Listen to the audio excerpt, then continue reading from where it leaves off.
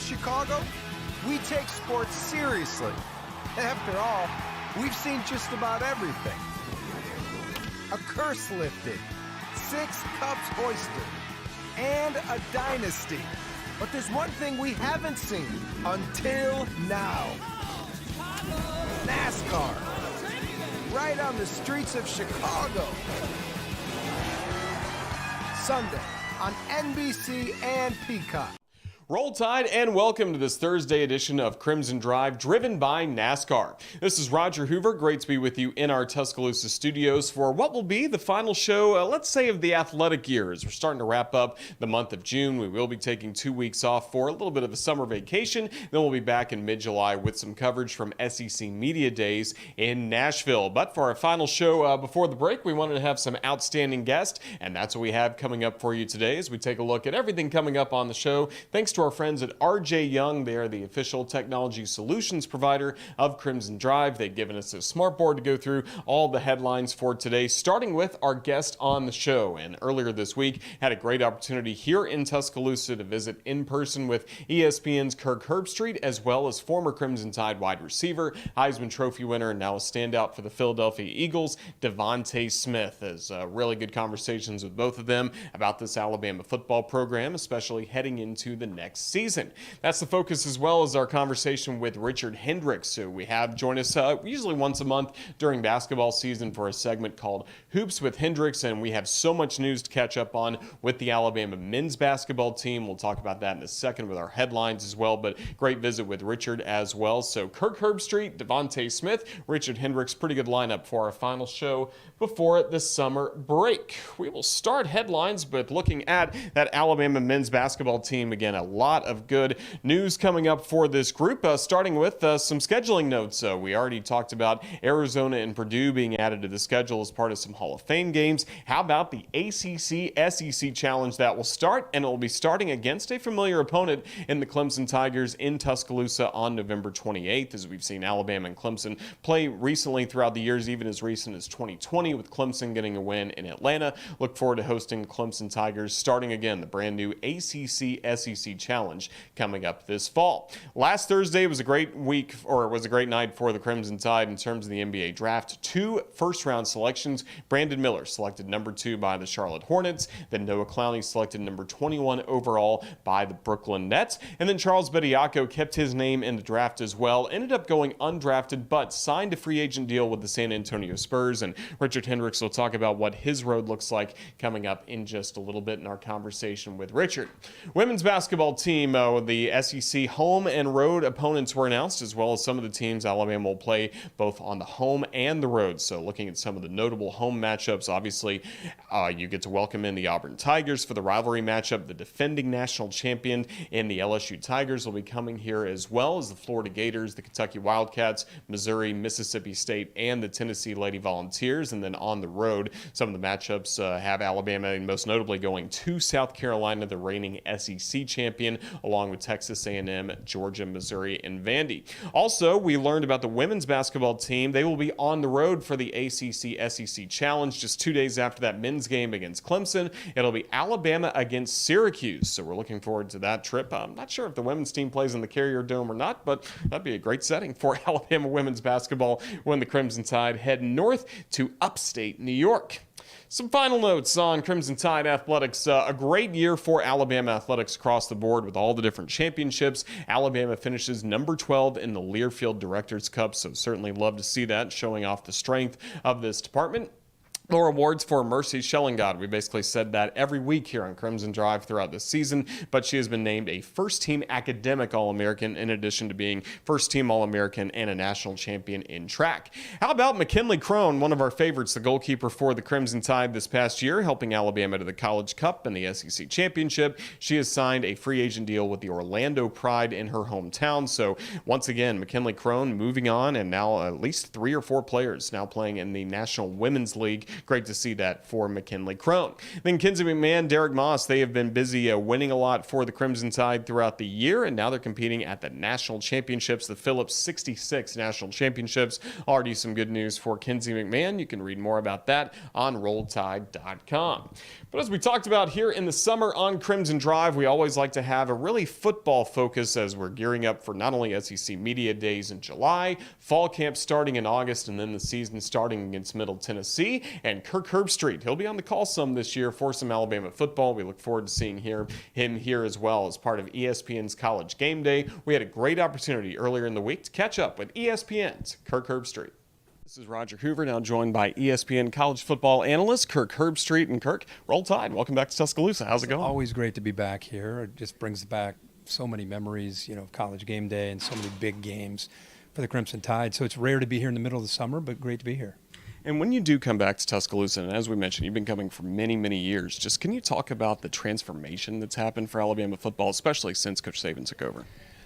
If you just stand in the room that we're in right now, the locker room itself, just the growth of the program, the success, the city of Tuscaloosa, it looks like a different city. When you're an outsider and you only come in, a couple times maybe a year to see the growth and the restaurants and the economy just seems to be doing so well. So it's just weird to think. I remember coming here, I think it was Mike Shula was the coach. They were playing UCLA.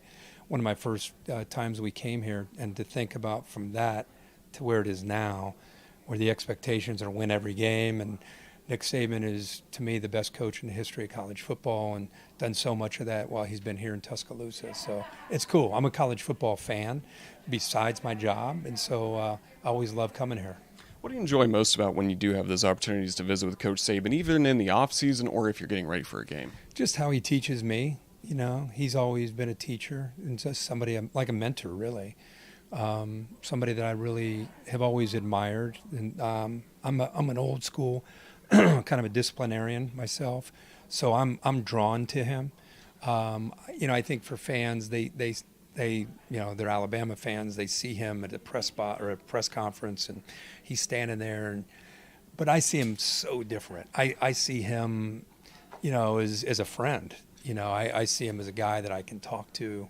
If I'm having an issue in my life, he's one of the first people that I would probably call because of how much his words mean to me, because he's not always going to tell you what you want to hear. He's going to tell you what he really thinks. And I'm just a big believer in wisdom and leaning on people like Nick Saban for advice and for guidance, because they've been through so much in their life.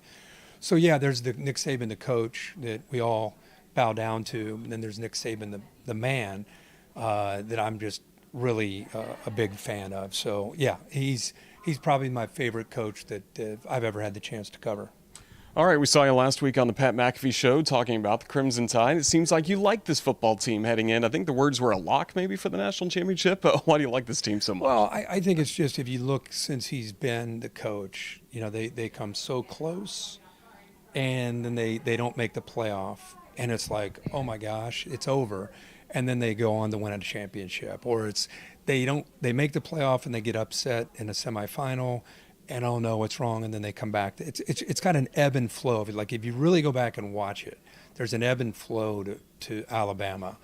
And to me, when they lose and they come up short of the playoff last year, and then everybody talks about Kirby Smart and Georgia, which they deserve all the credit for what they've accomplished. Okay, there's a new sheriff in town that Bama's done. It's like, I'm not falling for it. When Nick Saban retires and he's done, then I'll look at Alabama maybe, and say, okay, what are they going to do now? But if he's still the head coach, right? Yeah. He's still as long as he's still the head coach, and they are coming off a quote unquote down year where they just didn't quite make the playoff, put me down for Alabama to bounce back this year. And I know they have quarterback issues.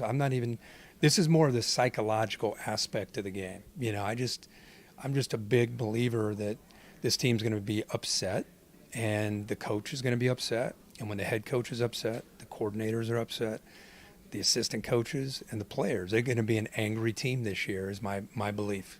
Why don't you go on this? You're in town to film some content with DeVonta Smith, won the Heisman Trophy a few years ago playing wide receiver here. Just what do you enjoy most about watching his game? What was it like to interact with him today? Always love to have a chance to catch up with him. He is just spectacular in his ability to make a big play in a big game, and do it in such a humble way. I think that's the thing that's always stood out to me is I've been around great players for the last 30 years. I mean, you see them and you admire them, but the style of which the way he got it done as a player at Alabama, and then to just act like he's just taking a walk in the park, just like so easy for him. And then when you talked with him, you'd think he was the last guy on the roster. He's not even the guy that he is. And so I just have such admiration and appreciation for who he is. And it was cool to catch up with him. And now he's doing great things for Philly. And think of this guy's career. Won a national championship during COVID, won a Heisman, won a Super Bowl. Pretty good life over the last 3 years from a man.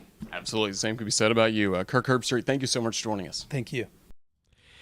Crimson Drive, driven by NASCAR, and NASCAR Chicago's Street Race Weekend is finally here. Watch as NASCAR makes history with its first ever street race and see the drivers battle it out in the streets of downtown Chicago for NASCAR's inaugural running of the Grant Park 220. Be part of the history and make sure to watch this historic event. Tune in on Sunday, July 2nd. That's this Sunday, July 2nd at 5 p.m. Eastern, live on NBC.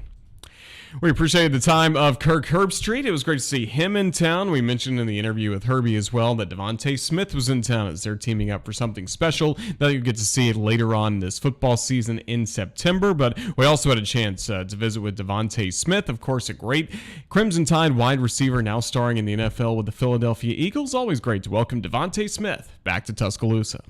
Roger Hoover now pleased to be joined by an Alabama legend and wide receiver for the Philadelphia Eagles and DeVonta Smith. And DeVonta, roll tide. Welcome home. Roll Tide.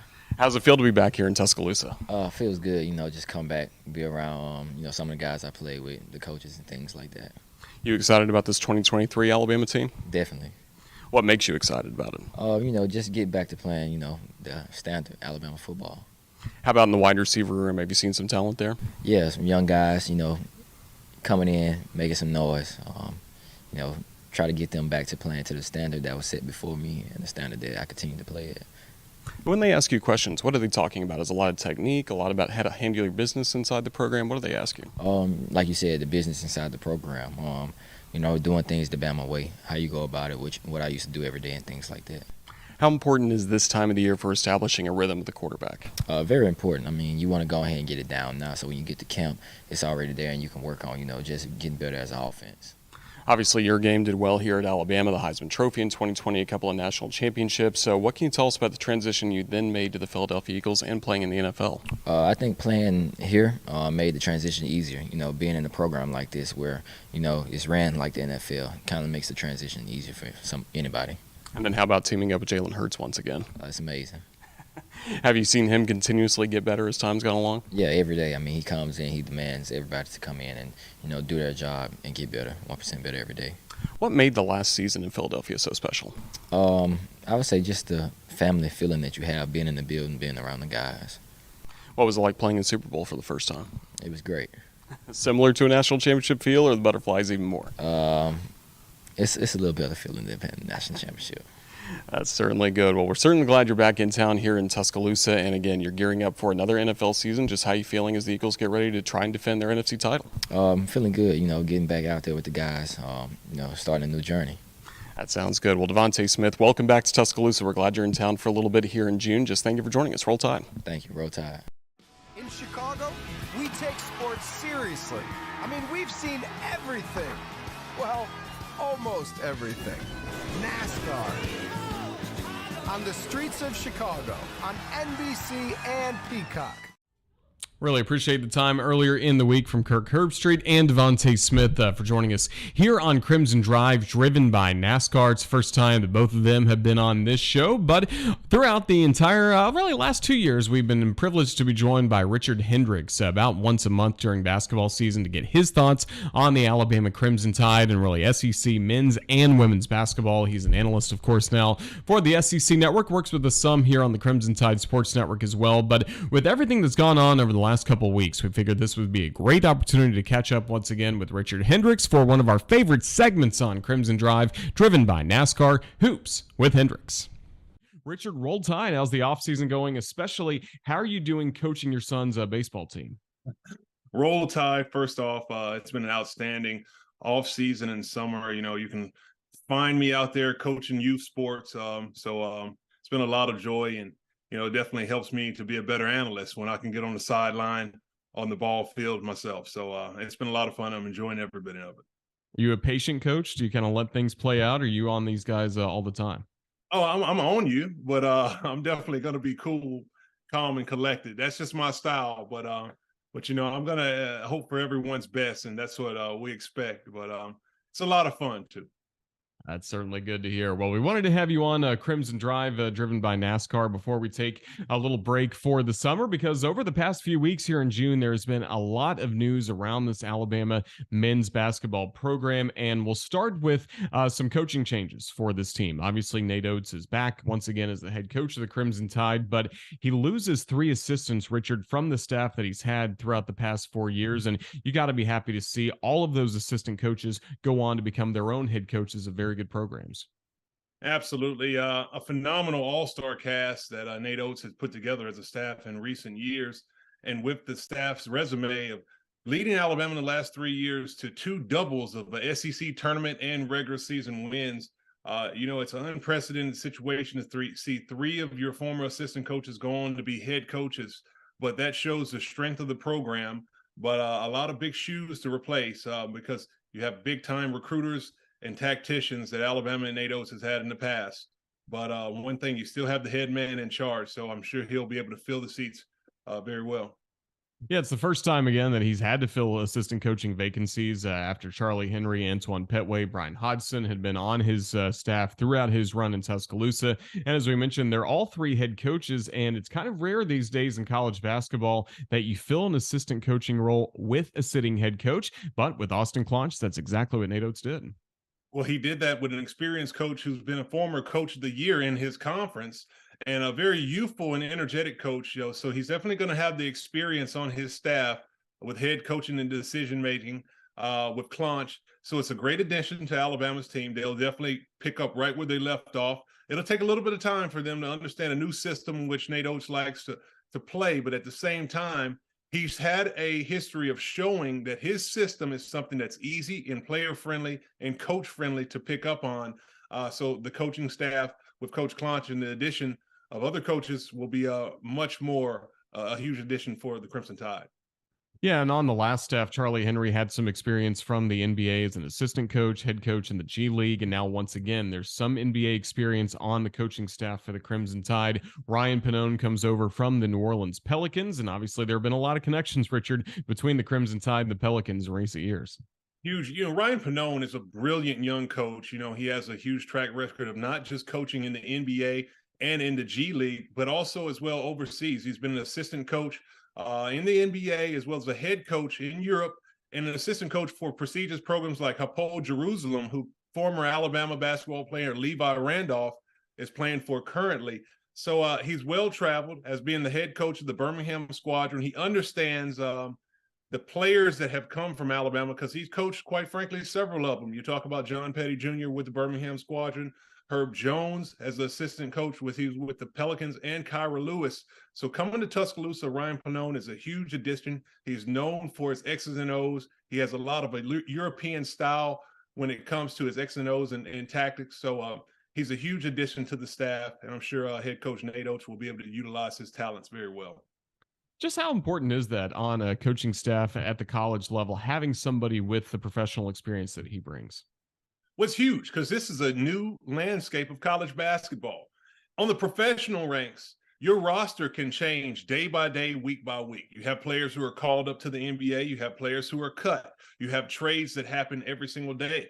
And now, as we've mentioned before, Nate Oates has done a tremendous job of showing how good of a coach he is in this new transfer portal NIL era where you have a new roster every single year.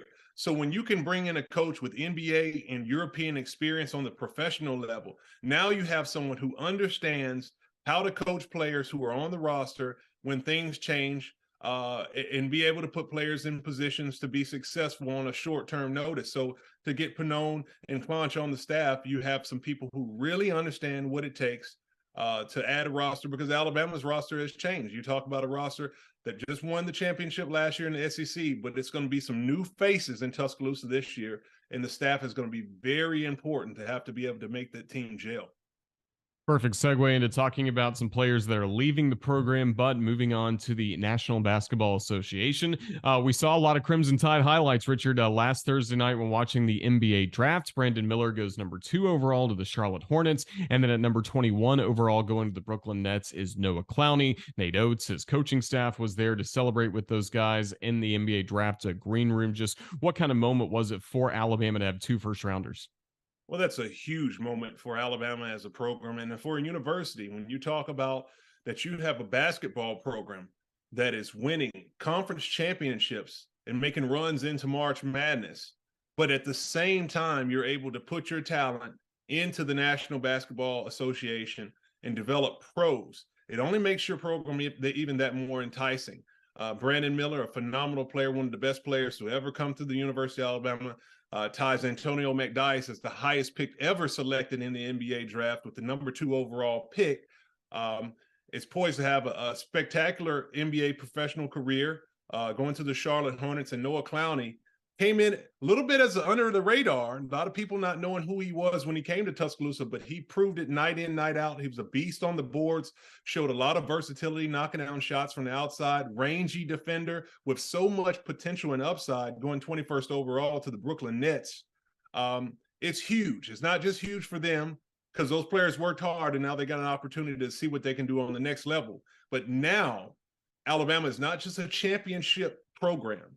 You're going to have a situation where many players see that this is an opportunity that you can not only come to a school and win, but you can come and showcase your talents for the next level.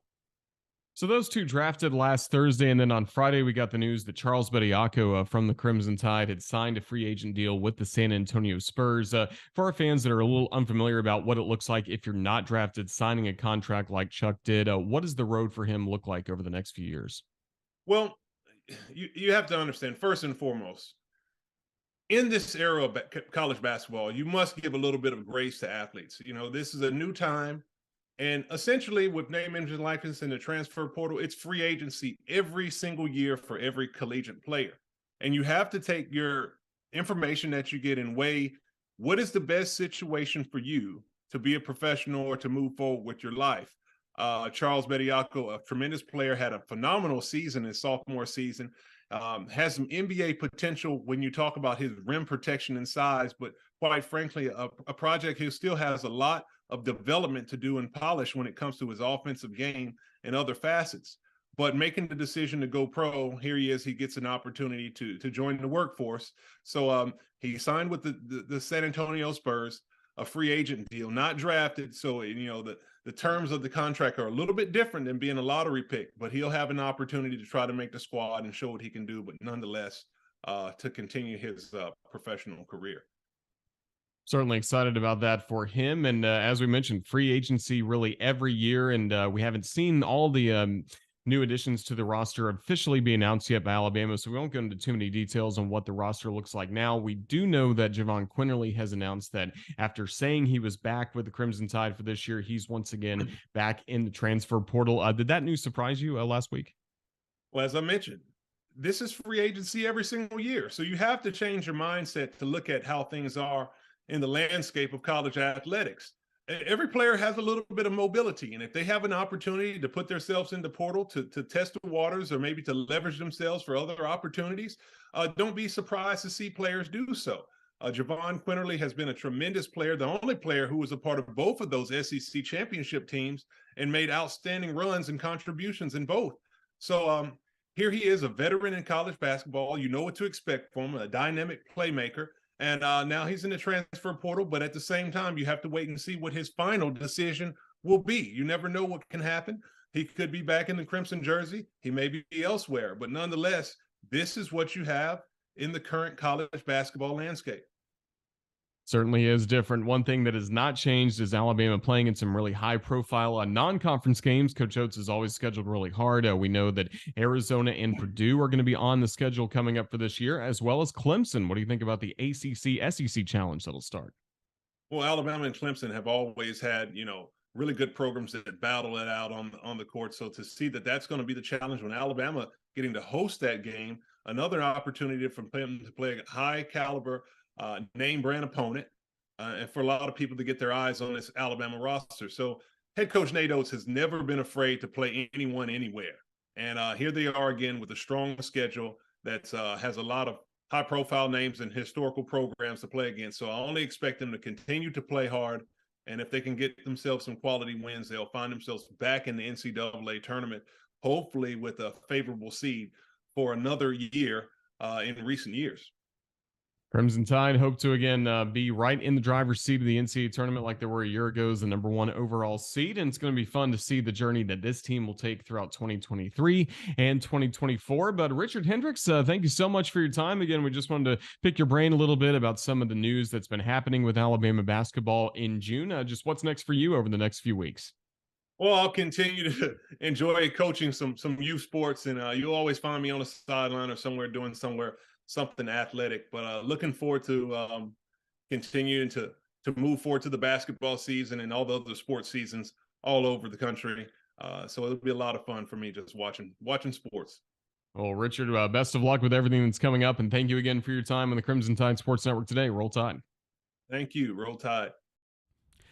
Crimson Drive is driven by NASCAR, and the wait is over. NASCAR's first ever street race is finally here. Don't miss your chance to witness history as NASCAR takes on the streets of Chicago. Tune in to NBC on Sunday at 5 p.m. Eastern for the street race coming up again from Chicago.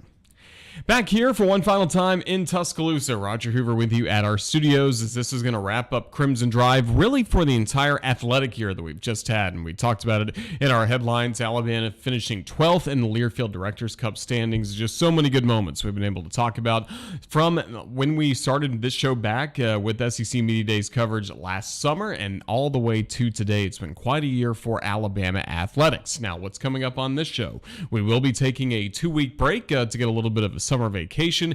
But speaking of Media Days, we'll be back on Thursday, July 20th with Media Days coverage from Nashville, Tennessee. So that's going to be the next time we will have Crimson Drive. It'll be streaming live at 2 p.m. on Thursday, July 20th. And once again, we'll go once a week leading up to game week. And then the final week in August, we'll be back with Tuesdays and Thursdays at 2 o'clock, getting you set for Middle Tennessee and then Texas right after that as Alabama football is almost back. But this is going to wrap up Crimson Drive driven by NASCAR for the month of June and for this athletic year. Got to say a huge thank you to our friends Kirk Herbstreit, DeVonta Smith for joining us earlier in the week here in town, as well as Richard Hendricks giving us his insights on Alabama basketball. Thanks as well to Ethan Carabin putting this entire show together. Thanks to all of you for watching. From Tuscaloosa, this is Roger Hoover saying so long, enjoy the rest of your summer, and we'll see you back in July. Roll Tide.